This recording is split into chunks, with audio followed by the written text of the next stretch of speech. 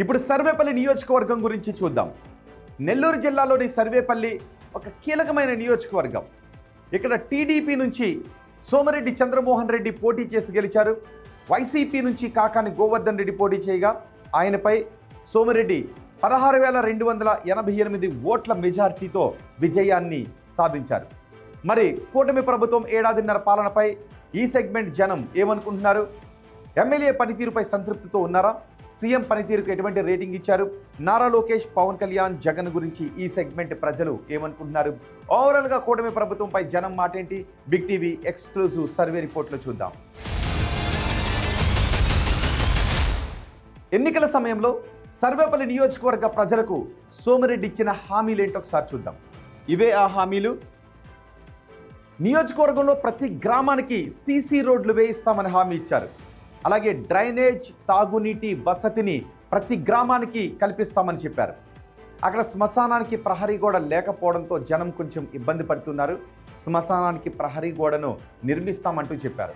ఇక కృష్ణపట్నం పోర్టుకు కంటైనర్ టెర్మినల్ను వెనక్కు తీసుకొస్తాను అంటూ ఆయన హామీ ఇచ్చారు.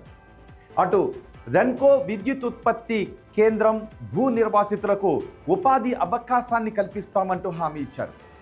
ఇక పరిశ్రమల కాలుష్యాన్ని కంట్రోల్ చేస్తామంటూ హామీ ఇచ్చారు. పరిశ్రమల కారణంగా విపరీతమైన కాలుష్యం వస్తుంది. దాని కారణంగా జనం ఎన్నో ఇబ్బందులు పడుతున్నారు. మరోవైపు వేలాంగణి మాత చర్చిని అభివృద్ధి చేస్తామంటూ హామీ ఇచ్చారు. ఇక కోడూరు బీచ్ను టూరిస్ట్ ప్లేస్గా మారుస్తామన్నారు. గిరిజనులకు సంక్షేమ పథకాలు పూర్తి స్థాయిలో అందే విధంగా చర్యలు తీసుకుంటామని చెప్పారు. అక్రమ గ్రావెల్, ఇసుక తవ్వకాలకు పూర్తిగా చెక్ పెడతామంటూ హామీ ఇచ్చారు. ఇప్పటికే నియోజకవర్గంలో ఉన్న సమస్యలు ఏంటో చూద్దాం. ఇవే ఆ సమస్యలు.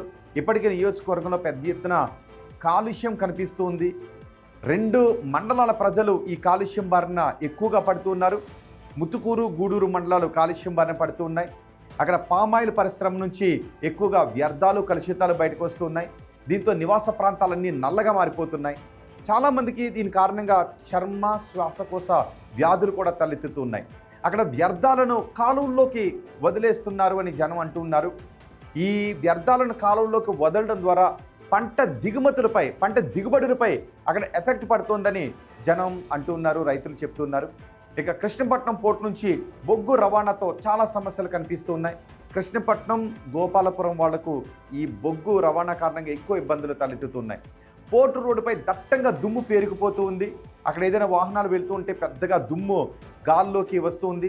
అప్పుడు వెనుక ప్రయాణించే వాహనాల వాళ్ళకి శ్వాస తీసుకోవడానికి కూడా ఇబ్బంది పడుతుంది. ఎదురుగా ఏముందో కూడా వాళ్ళకి కనిపించట్లేదు. విజిబిలిటీ చాలా తక్కువగా ఉంది. ఇక జెన్కో విద్యుత్ ప్లాంట్ బూడిద మరో ప్రధాన సమస్యగా కనిపిస్తోంది. కృష్ణపట్నం పోర్టు అనుబంధ పరిశ్రమల్లో ఉపాధి సమస్య కూడా ఎక్కువగా ఉంది. స్థానికేతరులకే అక్కడ ఉద్యోగాలు వెళ్ళిపోతున్నాయని జనం గగ్గోలు పెడుతున్నారు. మరోవైపు వెంకటాచలం తీరం వెంబడి గ్రామాల్లో తాగునీటి సమస్య చాలా ఎక్కువగా కనిపిస్తుంది. సోమశిల పైప్ లైన్కు తరచూ రిపేర్లు వస్తూ ఉండటంతో ఈ ఇబ్బందులు కలుగుతూ ఉన్నాయి. అలాగే రిలయన్స్ భూములు అక్కడ నిరుపయోగంగా ఉన్నాయి. అనిల్ అంబానీకి భూములను కేటాయించారు. అవి ప్రస్తుతం నిరుపయోగంగా ఉన్నాయి. ఆ నిరుపయోగంగా ఉన్న భూములను పారిశ్రామిక పార్క్గా మారుస్తామని హామీ ఇచ్చారు. ఎమ్మెల్యే పనితీరు గురించి సర్వేపల్లి నియోజకవర్గ ప్రజలు ఏమనుకుంటున్నారో చూద్దాం. ఆయనకు ఆ నియోజకవర్గంలో ఉన్న అనుకూల అంశాలేంటి, వ్యతిరేక అంశాలేంటో చూద్దాం. ముందుగా పాజిటివ్ అంశాల గురించి చూద్దాం. సోమిరెడ్డి ఫౌండేషన్తో ధార్మిక కార్యక్రమాలను చేస్తూ ఉన్నారు. ఇది ప్రజల్లో ఆయనకు సానుకూలంగా ఉన్న అంశం. అలాగే గ్రామాల్లో ప్రాథమిక సదుపాయాల కల్పనపై ఎక్కువగా ఫోకస్ చేస్తున్నారు సోమిరెడ్డి. మరోవైపు కృష్ణపట్నం పోర్ట్, బద్వేలు మధ్య 4 లేన్ల రోడ్డు మంజూరు కావడం, సమర్థవంతంగా సిఎస్ఆర్ నిధులను వినియోగిస్తూ ఉండటం, బయో ఎనర్జీ ఇథనాల్ ప్లాంట్తో అక్కడ ఉద్యోగ అవకాశాలు పెరుగుతూ ఉండటం, ఇవన్నీ ఎమ్మెల్యే సోమిరెడ్డికి పాజిటివ్గా ఉన్న అంశాలు. ఇక నెగిటివ్గా ఉన్న అంశాలు ఏంటో చూద్దాం. నెగిటివ్గా ఉన్న అంశాలు ఇవే. టీడీపీ పాత క్యాడర్ అక్కడ అసంతృప్తిగా ఉంది.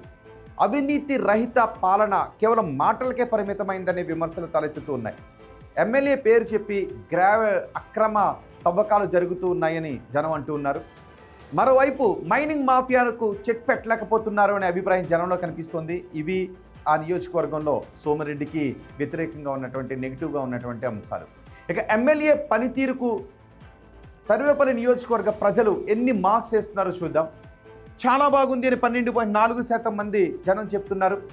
బాగుంది అని 21.9% మంది జనం అంటుంటే పర్వాలేదు అని 43.8% మంది జనం చెప్తున్నారు. ఇక బాగా లేదు అని 15.6% మంది జనం చెప్తూ ఉంటే అస్సలు బాగా లేదు అని 6.3% మంది జనం చెప్తున్నారు.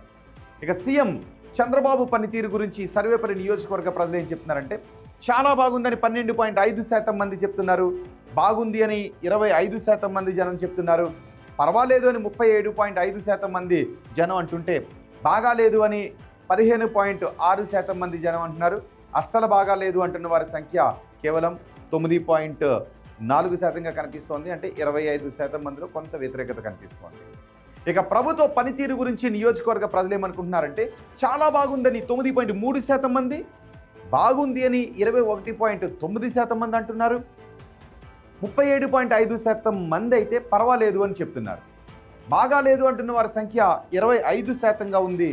అస్సలు బాగాలేదు అని చెప్తున్న వారి సంఖ్య 6.3%గా ఉంది. అంటే 31.3% కొంత వ్యతిరేకత కనిపిస్తుంది. ఇక ప్రతిపక్ష నేత జగన్ పనితీరు గురించి సర్వేపల్లి నియోజకవర్గ ప్రజలు ఏం చెప్తున్నారంటే చాలా బాగుందని 6.3% మంది అంటున్నారు. బాగుంది అని 21.9% మంది అంటున్నారు. పర్వాలేదు అంటున్న వారి సంఖ్య 43.8%గా కనిపిస్తోంది. బాగా లేదు అని చెప్తున్న వారి సంఖ్య 15.6%గా కనిపిస్తోంది. అస్సలు బాగా లేదు అని 12.5% మంది జనం చెప్తున్నారు. ఉప ముఖ్యమంత్రి పవన్ కళ్యాణ్ పనితీరు గురించి సర్వేపల్లి నియోజకవర్గ ప్రజలు ఏం చెప్తున్నారంటే చాలా బాగుందని 18.8% మంది అంటున్నారు. బాగుంది అని 15.6% మంది జనం చెప్తుంటే పర్వాలేదు అని 43.8% మంది జనం చెప్తున్నారు. బాగాలేదు అని 18.8% మంది జనం అంటుంటే అస్సలు బాగాలేదు అని 3.1% మంది మాత్రమే అంటున్నారు. మంత్రి నారా లోకేష్ గురించి సర్వేపల్లి నియోజకవర్గ ప్రజలు ఎలా చెప్తున్నారు? చాలా బాగుందని 15.6% మంది చెప్తున్నారు. బాగుంది అని 21.9% మంది చెప్తున్నారు. పర్వాలేదు అంటున్న వారి సంఖ్య 46.9%గా కనిపిస్తోంది.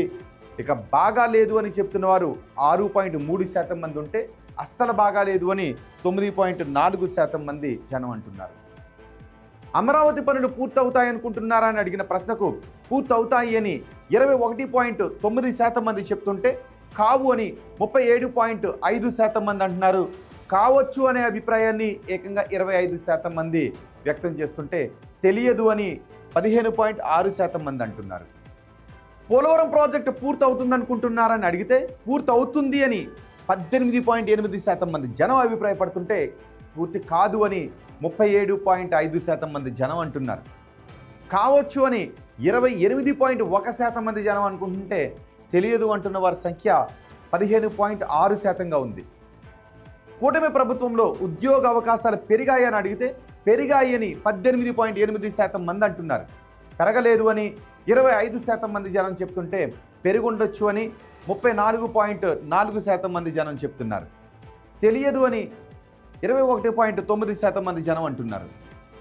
వచ్చే ఎన్నికల్లో వైసీపీ అధికారంలోకి వస్తుందనుకుంటున్నారని అడిగితే వస్తుంది అని 28.1% మంది జనం చెప్తుంటే రాదు అని 18.8% మంది అంటున్నారు.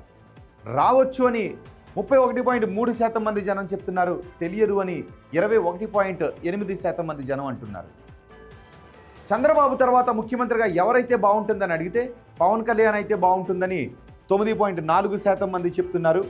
నారా లోకేష్ అయితే బాగుంటుందని 78.1% మంది అంటుంటే తెలియదు అంటున్న వారి సంఖ్య 12.5%గా కనిపిస్తోంది. ఇవి సర్వేపల్లి నియోజకవర్గానికి సంబంధించి బిగ్ టీవీ సర్వే రిపోర్ట్. ఏడాదిన్నర పాలనపై ప్రభుత్వానికి అక్కడి ప్రజలు ఇస్తున్న ప్రోగ్రెస్ కార్డ్ రిపోర్ట్.